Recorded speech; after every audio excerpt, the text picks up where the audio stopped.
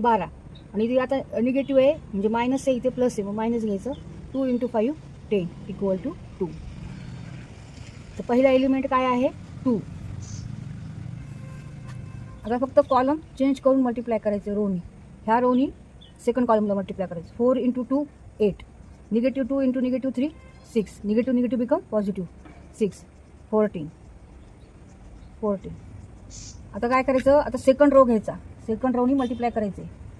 Second Ronnie first कॉलमला 2 × 3 6 plus 3 × 5 15 21.